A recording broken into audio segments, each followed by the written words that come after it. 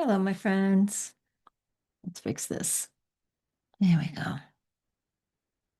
That right up there is a representation of the number 33 and the pattern, the vibration that it creates. So I just thought I'd say that. Yeah. Let's get started. Are you ready for September? I'm not ready for September. I mean, I like September because I like the end of the summer and fall and because it's pretty awesome, but uh, things are flying by really fast. Time is weird. You're welcome to tell me about it below. Things are so crazy at times. Like yesterday, I'm recording this today on August 27th. And on August 26th, I mean, the aspects of the transits that I had, and the transits in the sky with Venus you're in Venus in Leo with Uranus and Neptune, I just didn't think that it would just be a day where all of a sudden it's like 4 in the afternoon and I haven't done a thing.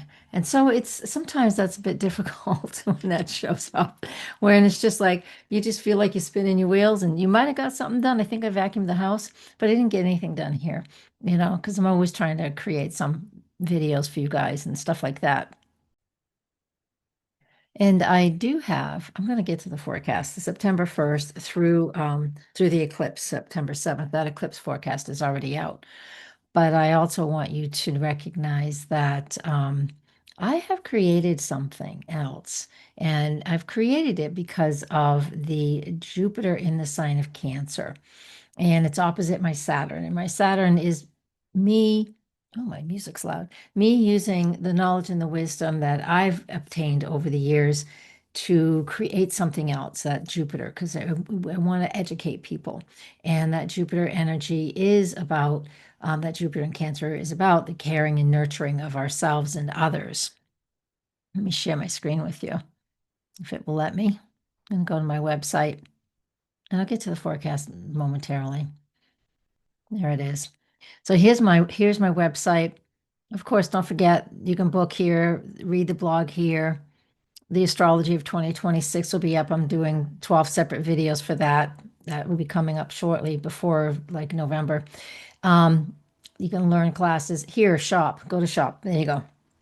So what it's called is the Astrology of Support and Self-Care. It's just a standalone class. You just come and it's a PDF file, so you can watch it. If I feel like I want to create a workshop out of it, an in-person workshop out of it, I don't know where or when on that piece, and it'll be more than $14.99. But there's a big workbook on how to support yourself, to support others, your own self-care. And I've done that because I had this fabulous aspect, and we are to use our aspects to benefit our own lives. That's what those things are for, or to be prepared and aware of tough times that might come ahead. So each and every one of us have our own chart, and so there we are. So I know I'm just saying hi and talking to you like my friends, and because you are, I know a lot of you. And so let's get started on the forecast for September 1st, and I'll share the screen for that. Had to go turn my music down. Lorena McKenna, her voice got loud. I love her stuff. So let's share this with you, and we'll probably see my website again. Yeah, we will. So let's get to the charts. It will come up in a second. Sometimes it pauses. There we are. So the first thing that we have going on as we're preparing for the eclipse at the end of this week, the week that starts with September 1st, is that we have Saturn is now in the sign back into the sign of Pisces. So it's retrograde back into Pisces. September 1st through February 14th is when Saturn will be in Pisces, February 14th, 2026.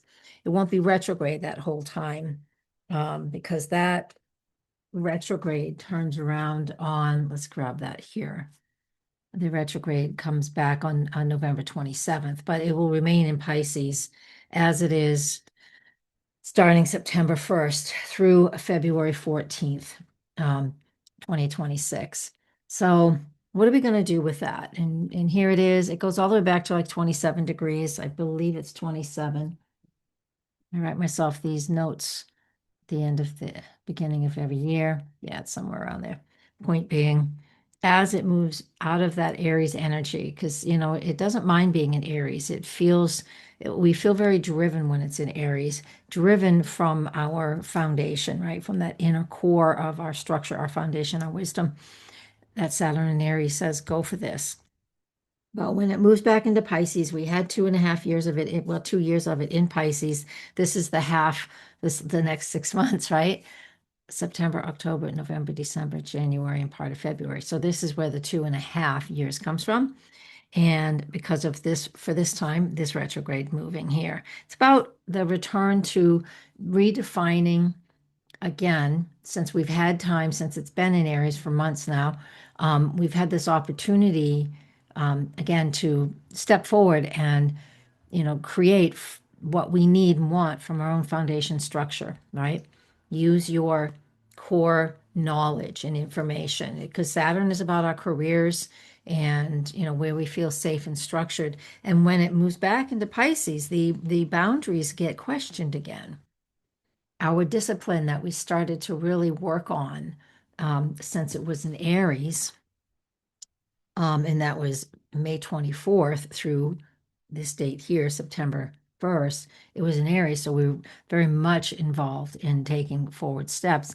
But now that it's back into Pisces for the next 6 months, it gives us this opportunity to, all right, maybe I was harsh, maybe I took too many fast steps forward, and I need a moment to see if this is still in alignment with my higher self and with what it is that I want, because that Pisces energy is asking us for that spiritual discipline and for us to really define those boundaries. It's good. It's so important because the world is just so messed up right now in in most capacities that we have to decide where we stand. I'm not saying you have to go out and be an activist. I'm just saying whatever's going on in your own personal life and whatever you're focused on, whether you're an activist or not, whether you're just building your career, whether you're ready to retire, any of those things with Saturn moving back into Pisces until February, it gives us the opportunity to really on a last look is like, how is this in alignment with what my higher self wants, what my boundaries are they important?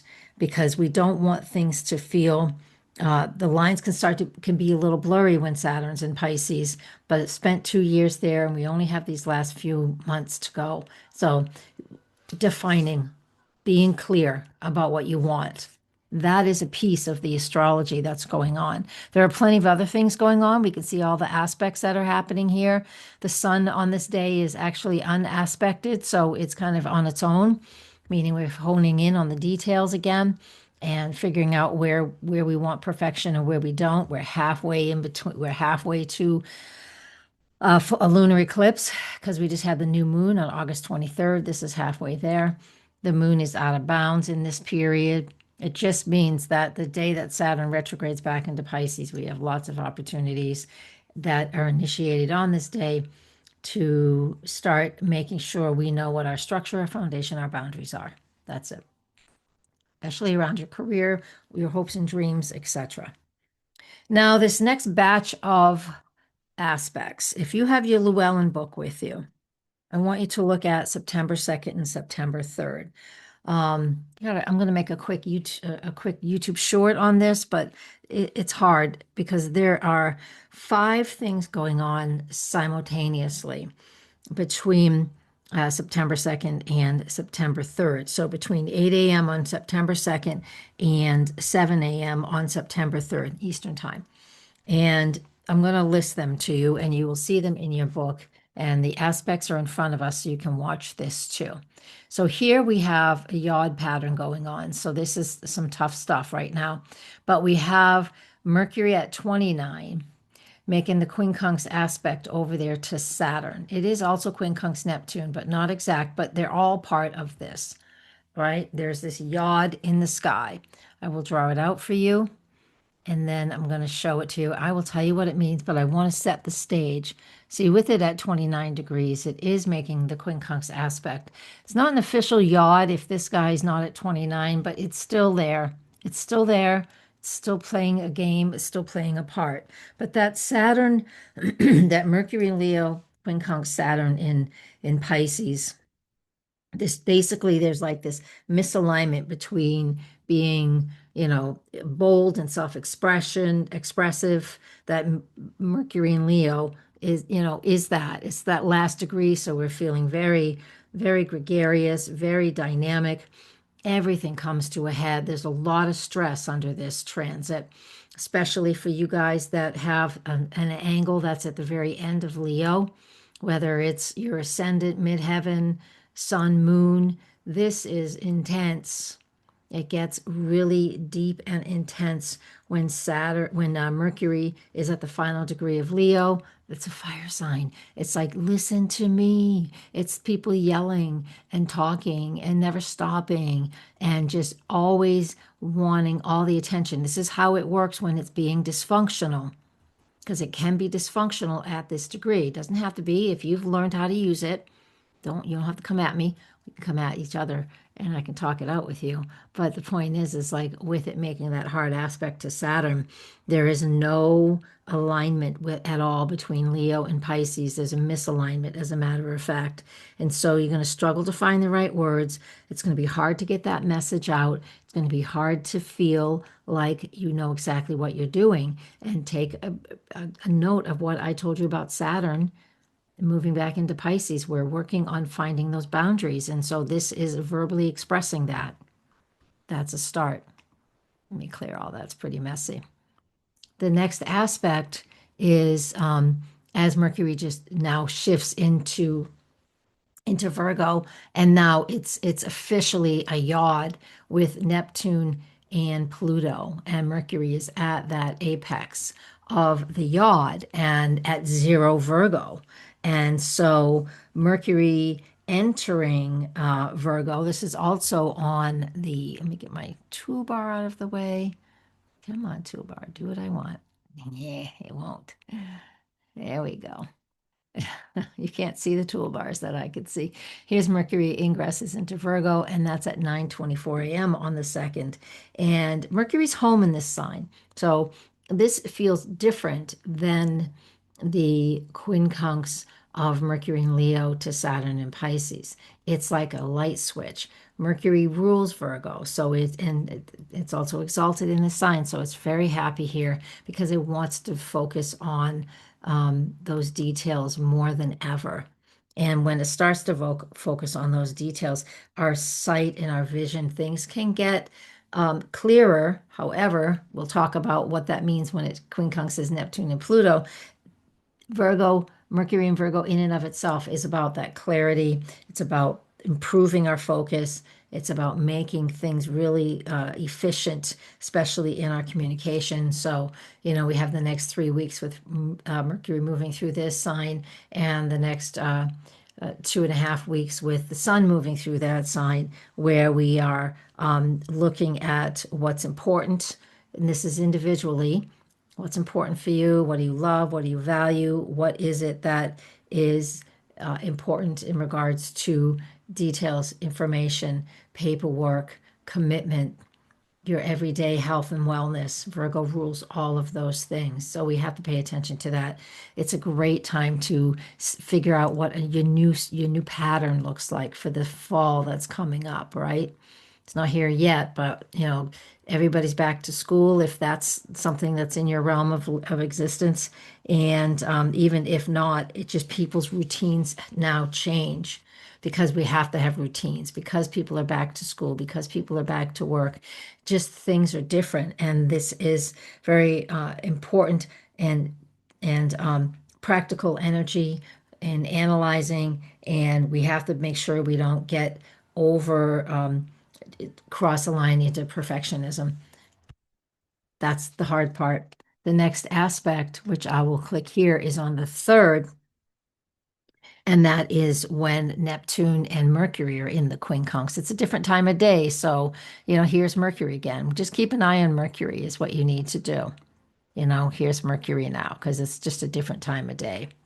So that's just important for us to pay attention to. And now it's exactly quincunx Neptune. You can see they're the same number, one Aries 18, and this is one Virgo 18, quincunx, not something easy to work with because the quincunx already creates um, stress and tension and discord. There's nothing working here, right? They don't work together. Virgo is mutable earth, Aries is cardinal fire. There's nothing that works together. But Mercury and Neptune can help us to feel, not to feel, to hear, it's very analytical, information, messages, dream time, spiritual insight,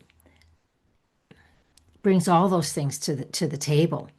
But there's no balance though, right? It's like being on a teeter-totter. Remember those teeter-totters? But one person's a lot heavier than the other. And so you have to really do a lot to get that balance back and forth. Doesn't mean there's another person involved, but there could be. And so it's just trying to find the equilibrium, which is hard to find. Mercury in Libra is hoping, Mars in Libra is hoping for that, but it's also in a quincunx aspect with the lunar node. So it's getting involved with the eclipse that's coming up as a quincunx. But in the meantime, Mercury, quincunx, Neptune, it's going to be important that you do a lot of, use your Virgo energy, a lot of list writing, just write things out. If you have these brilliant thoughts and ideas that come to you, that's the Mercury Neptune, write them down. Or if you have time, act on it right now. That's what I did when I had that idea that I started with, when I had that idea for that astrology for self-care. And oh my gosh, I can't remember the name of it. Some days it's like, yeah, it's like, wow, we can't remember shit, you know what I'm saying?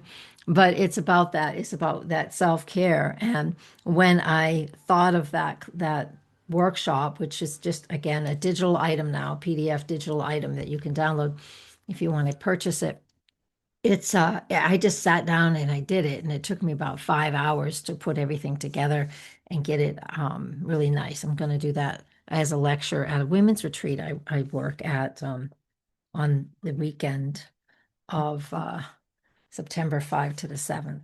I have a women's retreat I work at up in Wolfboro, New Hampshire. And yeah, and so I'm going to talk about it there. But the reason I'm talking about that and bringing that up one more time is because it was a moment of inspiration. It was something that I was like, this is something that feels important. And my own chart was activated. And so I created it. And with this aspect of Mercury, quincunx, Neptune, that's an opportunity for you to do that. And it can be life changing. It can really change some things because that Mercury is also quincunx Pluto. Let's go grab that. Here's Mercury quincunx Pluto, September 3rd at 7:20. It's at a different place now. Here he is again, just 23 hours after the first quincunx to Saturn. And so now it's actually quincunx Neptune and quincunx Pluto. So you can see that yod is really nice and tight, real important right there. And so this will stir that mental thought, that mental process. So if you're problem solving at work or a project manager at work, be open for things to be mutable, if you will, and changeable, right? Because this is about figuring out how to problem solve, and not that you're even going to get a complete answer. It will be a while before we can get a complete answer. We just need to get Mercury away from those numbers. It just needs to pull away from the pack. You see the pack up here. Just needs to pull away from those planets that are in the early numbers. I'll talk about Uranus square in a minute, but we need to do that. And so if you feel like something is brewing, like I said, journal a lot or post-it notes. I don't care how you take your notes, just ideas will come up, things that will work and things that won't work. We're in a waxing lunar phase, so I want you to work with that too. Even on this day, the moon is opposite Jupiter. That can mean that we have this great opportunity for something to work into your advantage. Something to work for your advantage. And in regards to your career, your work, your whatever you have to problem solve, whatever projects you're trying to work on. And I don't care if it's your house and home, Jupiter is in Cancer, and you're just getting ready to get a project going and you've got the ideas and you know how to do it and it fits in your budget. You've done all the homework. Good. You can do that. Or you can decide that it's just not a good idea right now. You're going to make those decisions. That's a home choice, a career choice, because Capricorn's involved in this chart, as well as we've already discussed Saturn being involved, and we've discussed new ideas and trusting your gut. That's the Neptune effect, and knowing that the changes that we do make during this week, especially this first part of actually this whole week until we get to that lunar eclipse on the 7th, we're really digging in deep as to some big changes. So don't think anything is going to be solidified anytime soon. And I mean, I don't say that lightly because, but I mean it. It's just going to it's going to take some time. I don't know how much time. If you're wondering how much that is, I don't know. I would need to look at your chart and see what's activating in your chart. This date right here on the screen for me would be important because of some other things that are going on and me starting that class that I was just that digital product I was just talking about, for me, that means that I might do some advertising on this time period because there's just some things that are real important that activate something else in my chart. What does it do for you? You have to at least know the house placement of some of these things. And if you don't, then let's learn astrology. I have beginner classes. All right, back one. This happens just a little bit before the Mercury Pluto quincunx. And this is at 3:40 in the morning. So again, we're going to feel all of these September 1, 2, 3, 4, right? It's not just on the exact day and time. The exact day and time, it's just when it's actually at the apex of the energy. So coming before it is usually what's important. And here's Mercury, different time of day. Here's Mercury squaring Uranus. And I love this because this can just give us like a whole bunch of like a boom, new thoughts, new ideas. That's why it's like it's mentally stimulating, but it's not always easy to act. Yes, two things, more than one thing can happen at the same time. You can have these great, wonderful inspirations, mutable signs. Mercury is the ruler of Virgo and the ruler of Gemini. This is fine. It's a square, but that just means that we've got to get over those doggone quincunxes. Let me get a different color out here. These quincunx, here's that quincunx, right to Mercury. It's right there. That's the quincunx. Looks like a little isosceles triangle. Doesn't matter which way direction it points. It's a little skinny triangle. So this tells me that we're going to have some inspiration. So don't miss out. Write down. Use your notes. Take paper to pen, digital, however you want to do it. Just do it. Be open for new and fresh ideas. And if things sound really amazing, the brain, if you don't engage something that's brand new, immediately, just even though I know we have a lot of adjustments, and I have told you that nothing will solidify, but I want you to use those moments of inspiration, the first, second, third of September that you might have, write them down and just work on them a little bit. Give them just a little bit of life because our brain needs us to work on these new ideas or those new neural pathways don't click and they just sort of just go away. That's why some things some things get going and some things don't. I always say I have to sneak up on myself, and this is why. It's actually part of brain science. And so I'm an amateur at paying attention to that. And so this Mercury Uranus square is fabulous for new ideas, even though everything I've already said is like nothing's going to solidify, nothing's going to take hold yet. But start working. If something new comes up, work on it. You might have to make changes later, but so what?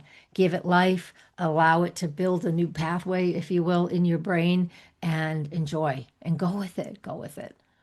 It's inspirational. Even though I know this aspect, this yod is really tough for a lot of people. I'm born with one of those. Actually, I have two. And to me, it's like, well, everything takes effort. Everything takes effort. And if you're not used to this pattern, if you don't have it in your chart, it's just that yod, that shape. Um, it can feel like, wow, I just two steps forward, one step back.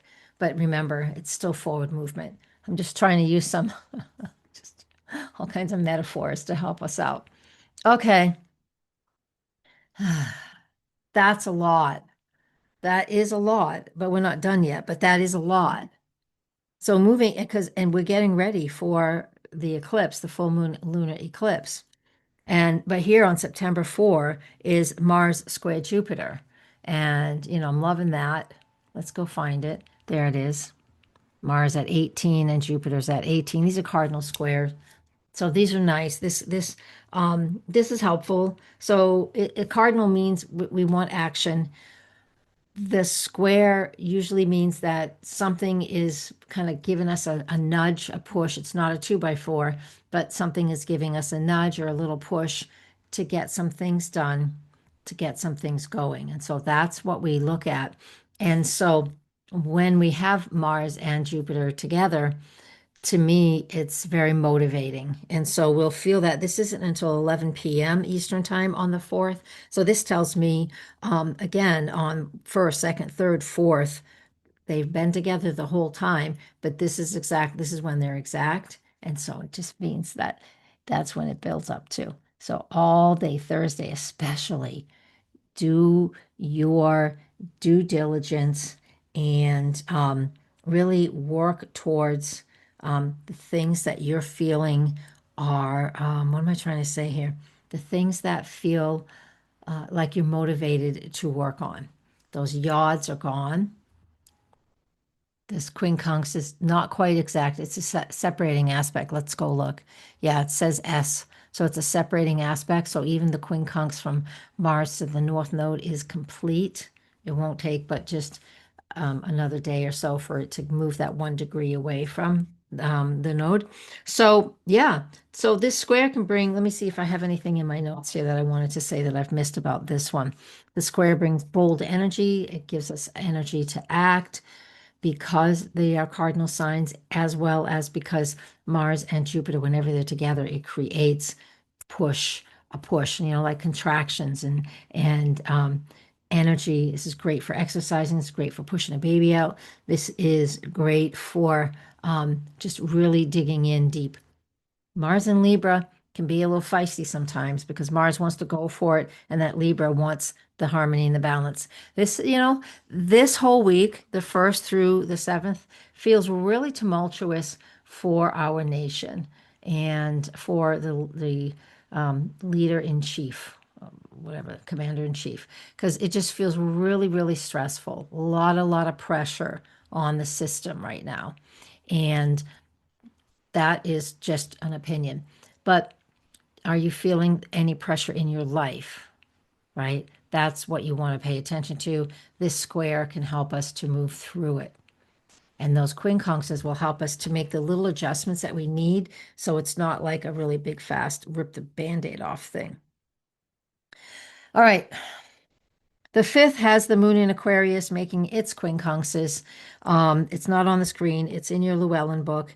Quincunx is the sun and quincunx is Jupiter between 6 a.m. and 4 p.m. and then trines Mars at 4:50 p.m. Eastern. Basically, the energy of that is just it's a higher vibe. The moon, whenever the moon's in Aquarius, we're going to act a little quirky. We want things to be different. We want to hear different news. We want to hear different information.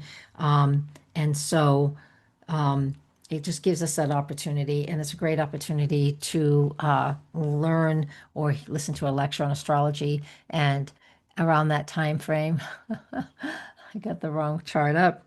Around that, I don't have the chart up. Around Friday morning is when I give my lecture, and it's around the same time that the moon's in Aquarius, quincunx, the sun in Virgo. So I'll make sure and have all my notes. When I have to lecture, sometimes I just get lost. I'm not a good at lecturing. I'm good at this. This isn't a lecture because I can't see any of you. So this is fine.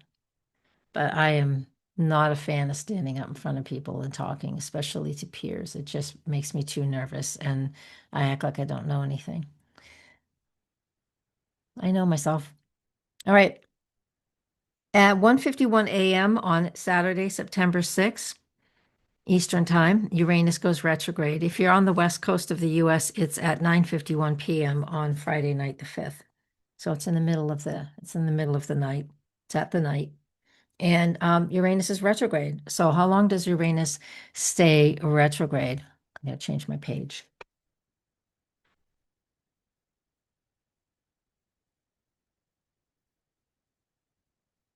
So while it's retrograde in Gemini, what is it going to stay? It's not going to stay in Gemini. It's going to retrograde back into Taurus on November 7. All right. So it's been in Gemini since July 7. So July 7 to November 7, it's in Gemini, which is the high vibe thinking, information, technology, all of those things. Now that it's retrograde, which is September 6th, it's retrograde. I don't know how long it goes retrograde for. I think it's into next year. Let me grab that. Uranus is retrograde. The 2026 Llewellyn books are out. I wish I could get an affiliate. Yes, it stays retrograde until early February of 2026. Um, Uranus in Gemini retrograde is like AI might slow down. There might be some legislation around controlling it somehow. I don't know how anybody has time to even work with everything that's going on, but it is. But that's some of the things that can come to our attention. So it can be global because Uranus is one of the, it's an outer planet, so it's more of um, a global awareness, a global energy vibe, if you will. And so how we're communicating, the information we're getting, the awakening of a lot of people. There's a lot of new people here. There's a lot of new people who are just waking up and finally seeing, the veil has absolutely been lifted. There is no veil anymore. You get to see everything that's for real. I'm sure there's still more coming because, there's always old patterns have to continue to come to the surface for us to work on. But this Uranus retrograde in Gemini for a lot of months. And so we'll have these opportunities just to work on those flashes of insight that we've had since it moved into Gemini on July 7, 2025. And then it gives us these opportunities for us to just to dig into those things. And there's still another opportunity for us to just really figure out the dialogue that we have within ourselves. So whenever any planet is in Gemini and it's retrograde, sometimes we can work it as an internal dialogue and what's going on in there. So it gives us that opportunity too. Geez, and I have done a complete and full forecast on this lunar eclipse. It's on, well, first off, this is for you guys in Patreon, my membership here in Patreon, and the memberships on YouTube. And so you've already received the full moon lunar eclipse forecast. All right. And so thank you for watching and thank you for being here for doing that. But really quickly, this full moon in Pisces, I know on one of my thumbnails, I wrote the full moon in Virgo and I've replaced for some I was just not paying attention and I posted it and I fixed it and it's just sticking with the my boo-boo. It still says full moon in Virgo, but hopefully it might be on the Facebook page. I don't know. Point being, let me come back. I digressed. This south node, you can see when we have an eclipse, the sun has to be near one of the nodes, not the moon. The moon comes through every month, but the sun has to be really near it, and it is. You can see this, and our focus here is honing in on the details and bringing things to light because that lunar eclipse, which is a full moon, is like whatever's hidden beneath the surface can be revealed, but the eclipse represents a shadow going over that. So it's hidden and then it's revealed again. So you have that hidden moment. We have the moments of being illuminated, and then that eclipse, which means the shadow of the earth goes across it. It helps us to, see below the surface, see what's going on in the background. And Pisces helps us to dissolve the boundaries, dissolve the structures, so we can flow easily. And that Saturn and Neptune is adding to that whole feel. So this eclipse could reveal what you're doing on a spiritual path. It could reveal how you are or are not trusting your intuition. It could reveal where you need to get a hold of, I'm going to something very, very mundane. You need to get a hold of your drinking or drug problem, right? That sun in Virgo with the South Node in Virgo is like, what am I doing every day that is involving my own health and wellness? And that Neptune, I mean, that Pisces energy of the node and the moon and Saturn, it could be those substances. Okay. Now the other thing is it's just the spiritual bypassing and just putting so much attention on your spiritual life that you forget that we're here to experience this physical realm. And that's the South Node in Virgo and the Sun in Virgo. Mercury's helping out.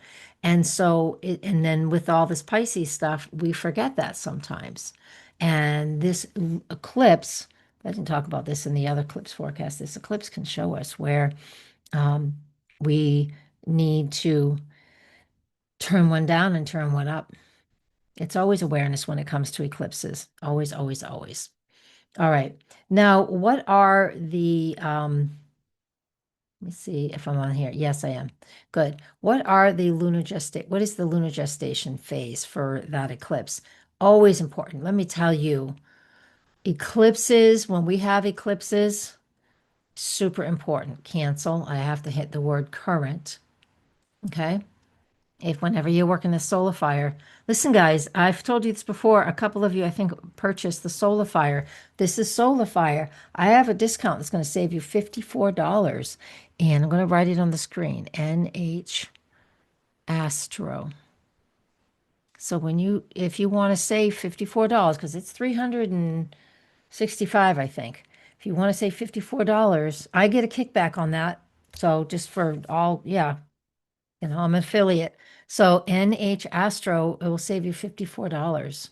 So, and share that with anybody. Share that with everybody because I make a little money on that, and it's always just nice and helpful. So thank you so much. I feel like I'm doing I am doing marketing. This is just what it is. All right. Let's see the lunar gestation cycle. Have to hit current, have to hit natal, well, the natal location, because blah, blah, blah. Make sure the right chart's highlighted. Phase family in progress. Okay. And so there's that full moon, which is an eclipse.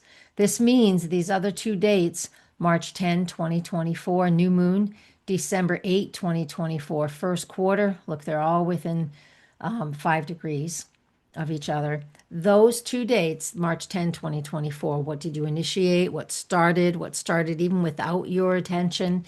Just go back to your calendar and see what was going on then. That was 18 months ago, 18 months from September 7th. So go and look. And then 9 months after that new moon on March 2024 was December 8, 2024. First quarter moon means we were working towards something. That first quarter moon always requires us to make critical adjustments in whatever it was we initiated and started or was started that we're now part of around March 10, 2024. And here we are, full moon lunar eclipse, September 7, gives it that extra charge. It's like your espresso instead of just a cup of coffee. It's like getting an extra scoop of matcha. Oh, I can't stand matcha. It's like getting an extra scoop of matcha, right? And it just feels more powerful. That's what those eclipses will do. That was a lot. I hope you guys enjoy these things. I know sometimes it's hard to stay um, with it for 30 minutes. They end up being around 30 minutes these days. But thank you so much for your continued support. And I'll see you next time. And if you need anything from me, just message. And you can write below, and that's public comment to everybody who's on your tier, which you don't know everybody. And if you need to just comment or send me something, just email me, connect@DorothyMorganAstrologer.com. Awesome. Blessings, everybody, and namaste.